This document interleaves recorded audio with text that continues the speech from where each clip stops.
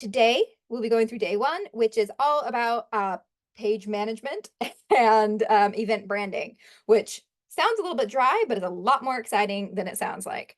So let's go ahead and hop in. I need to share my screen quickly here. Right. So the first thing I always say is that this is this is the back of how we get to something. I want to start with what it is you want. You know, what does every event organizer, event planner, what do they want? They want an event page that looks professional, easy to use, engaging for people to come in. These are things we hear all the time. This is an event page. Here's one I made earlier that has a schedule already added. We can see that there has been event branding colors. So their organization's colors have been utilized within the header image and side coloring. The container's been colored using some custom CSS. Their session types all have a unique coloring and branding, which is on point and pulls from their brand's color organization. And they have pages that are important to their event listed out here. And that is what every event planner wants, right? We want to have what we want to be seen and we want it to look nice. The two main things can always boil down to those. So let's look at today how we make that happen. So going back here to our settings page, the very first thing you'll see, well, let me actually navigate to where we can go. We go to settings and then pages. So pages is kind of an overarching term for what you can set and what you can show. I really love this feature. It was newly launched and I'm really excited about it, if you can't tell. So I will try to slow myself down and go through everything in detail. Right at the top of the page, you're going to see that you can set your landing page. Now, the landing page is a page that people will come to when you send out your event link. So if I sent Mary's test event, it would go to whatever page it is I've set here. Why is that important though? Why is that a good thing? Imagine you are doing a call for papers, you're bringing people in, you're still building your schedule. You want to have information out there, but you don't want everyone seeing a blank schedule yet. That's not a good look for anyone. You can set and you create an about page. An about page that tells all about your event. Hey, schedule coming soon. Look out for these great things. Check your email, whatever it might be.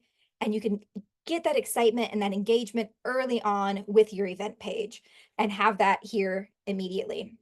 You could also keep that up all the time if you wanted an about or a custom getting to the event. You know, I've seen events that are actually, what was the one I'm thinking of? Oh, it was a backpacking hiking event. And you literally did not leave this site out in the middle of the country for 5 days, camping there the entire time. You know, you're going to need to know information, routes, toiletries, what you need to bring, all the things. Having these additional custom pages front and center could be so essential for people finding that information quickly. So I love, love, love that we're able to now dictate what the landing page is. I'm just a little bit excited about that. Apologies. Another really cool thing that we can do here is we can actually we can say which pages we want to show.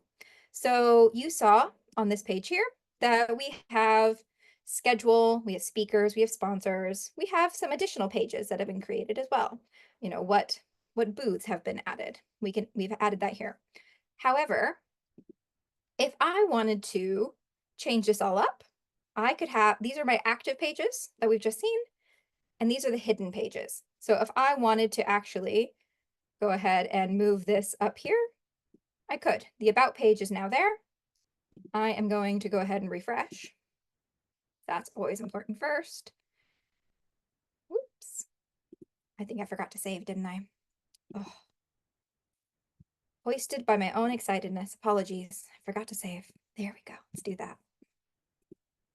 Now we will refresh and we have our about page here. And you'll see as well, it didn't just go to the bottom, it went exactly to where I put it. So you can move these things in the order you want. If you want people coming in and seeing the schedule first and then the speakers and then information, we can do that, or other way around. And now you will see our about page. Coming soon, check in soon for information.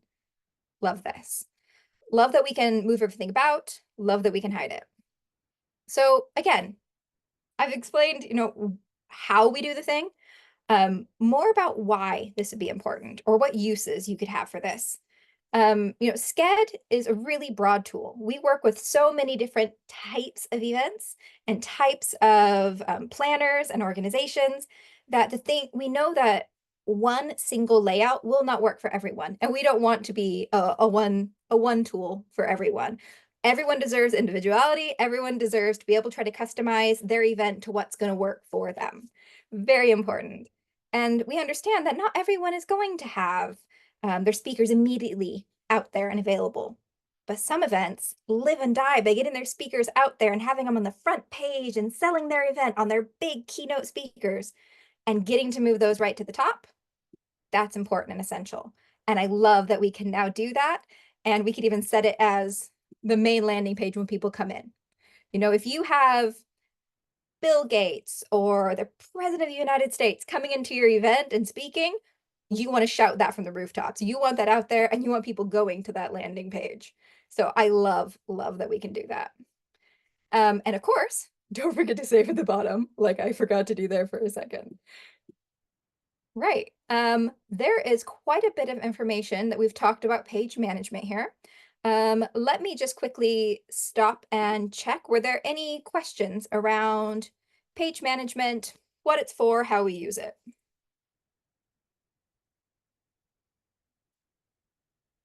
Nope, not seeing any questions. Excellent. Okay. So let's go ahead and move on to branding the event. Now, I did briefly touch on the fact that this test event, which I didn't create, but I took credit for, it was created previously by another team member, has some really awesome things in their branding. You can see right at the top that we have a great header image. And the header image is another way to say bringing your event's branding to your event page. They've used a made up event, an event header image. They have their own branding and colors. They're really already showcasing what people should expect from the event. They have the name, they have the dates, they have pictures because this is an AI talking about circuits and computers, etc. They've also gone in and added a header message, more about what people are going to be expecting from the event, more information, bringing that through. As I said before as well, they've pulled through the colors from the event page. Everything through here feels very cohesive, it feels on point, and it feels branded. And even right at the bottom, they've added Sched because it's run by Sched, but they have a nice footer image as well. A lot of events that I see, if they're having sponsors or exhibitors or thanks to people, they will put this down here in the bottom of their footer message, but we'll talk about how we can do that now. So if we are hopping back over to our settings here in our side control menu, and then going to appearances. This is the appearance page. Every appearance page will start out in this shape or form, but let's go through everything individually so we can talk about what they do, why they help, and we can hopefully have any questions about this as well. So, apologies, I have the lovely summer cold going around. Periodic tea break. Okay, so right up at the top, we have embed feature. So what does embed do when it's at home? Embed is the ability to be able to take your Sched page and put it onto your own website. So if you have a lot of traffic going to your website and you want to share the really cool schedule you built or the awesome speakers page, this is how you can do that. You can pick different pages that are already built in here. Like again, if we wanted to have speakers, I'd be able to do that here. Check if it was WordPress compatible or embed it on a dark background. I'd have these options and it would change the code for me. So really handy to have this code immediately available in my event. We also have branding templates if you want to download, if you have a team that helps out with branding, you just want to share those out with them, great to be able to download that as well. This is exactly where we can upload our header image. So we always give dimensions for all of our images ahead of time. So this will already share out what the size is, and we're able to then just resize, cut, cap any image to what might work for us. For example, this image is our header image, and I'm gonna come back, but I'm gonna skip down just a little bit. We also have a mobile header image. So in this event, it's just been cut down to have just the center of it so that this can go out in our emails and on the app, which is usually a much smaller screen. Right. So skipping back up to where we were, we have the header message. So this is where you can have all sorts of information about your event right up at the top of your page, right where everyone can see it. I've seen some really cool uses for this. I have seen people set up, I've seen for some events that had like 15 or so different time zones in their event, especially if they're very virtual, and they'd actually set up links to check out schedules or different things in different time zones just to save people some time. I've seen instructions, I've seen all sorts here. So I love this top of the page branding area. Super great. And then we also have our footer image here. And again, this is such a great space for marketing and branding for sponsors. I cannot undersell that enough. You know, getting your sponsors more branding space in your event is always such a huge thing. So being able to have that right on your schedule page everywhere is essential. We've also set a background color here, pulled directly from the image, and there has been some custom CSS added in. CSS is something that if you have an in-house person to help with is a really great look. It can change the look of a web page. It can hide things from a web page. It cannot add things to a web page. So if you want to change the font, for instance, or make something bigger, you could do that with CSS. You couldn't necessarily add a whole nother section with CSS though. Going down just a little bit further, we have our mobile icon. So this is the icon that will appear in the Sched app. So when someone goes into the Sched app, they will hop in and they will see all the different events that Sched is currently assisting with. They'll be able to select yours. They will see the AI Era Conference 2024 logo. It will help them to make sure that they're going to the right place.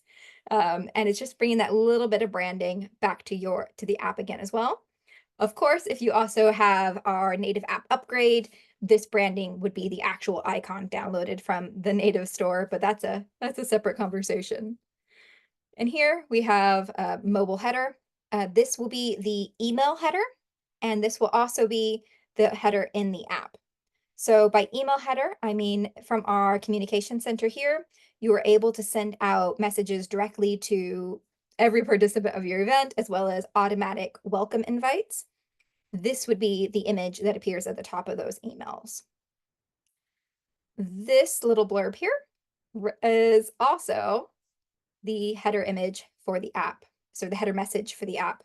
So if you wanted to add different information for the app users than you would say for the web users, you could absolutely do that here. So I love that we could have that difference, or you could just copy the same thing down.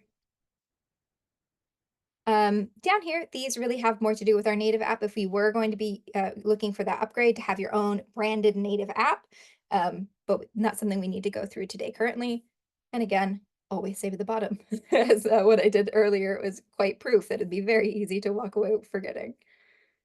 Right, there was a lot of information here, but I would love to actually swing back to the event page once more. So looking at the event page once again, and I mentioned the nice looking colors, the way the event page looks.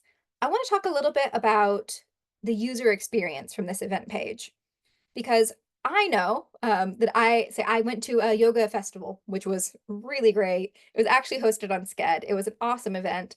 They used an header image that was very ocean and calm and tranquil. All of the colors were sand and sea and beach. It was very calm, very tranquil, very on point. Loved it. However, look is only part of being able to really utilize any kind of a system. You want it to look great, absolutely, but you want it to function well. And what I love is by having these different colors or session types, we now are able to filter. So while this looks great, that's awesome. If I know I want to go to the kickoff event first, okay, let's find all the kickoff events. There it is. So this is, of course, a test event. Other events will have 10, 20, 30 different sessions that might all filter out. But having the capability to be able to filter easily on site by color, different session types, really, really essential and really helpful. So I recommend, and I always suggest anyone who's hopping into event planning, whether it's your first time or your 50th, make sure you're keeping in mind your session types and how that's going to work for your event attendees, your speakers, whoever might be utilizing your event. Right. I have talked for quite some time here. I'm going to shut up for just a minute and go ahead and hop back and ask about any questions because we have gone through quite a bit.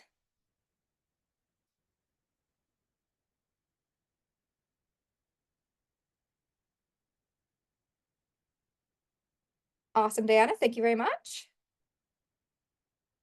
I must have been more clear than I am feeling today with my head cold.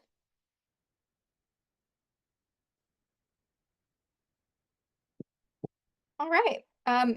If we have no questions, I will go into the second piece of my housekeeping that I didn't mention earlier, is that some of our sessions we're going to go through this week are going to be longer and some are going to be shorter. Um, as we go through the week, the next things we'll be going through will progressively just get a little bit more in depth. So, for example, we're going to be going through tomorrow our settings and capabilities. So, we're going to go through our settings page, what exists there, and what capabilities those actually relate to in Sched. There's lots of things there, and we're talking about what they actually do in real life and what they mean. We're then going to talk about adding in attendees and users. We're going to talk about registration and ticketing, and we're going to talk about adding sessions. And not only just adding sessions, freezing sessions, pinning sessions, batch and roll of sessions. There's lots around that. So some topics will be a little bit more in depth. Some will just be a little bit smaller. And if at any time you're not able to attend, or you just want to refer back to a recording to follow through with something, maybe it was a little more complex, we will also still absolutely send out the recordings of these. Right. Um, I actually have nothing further for today's webinar. So I want to open it up if anyone has any questions in general, since we have this time together. But if not, I will see you tomorrow.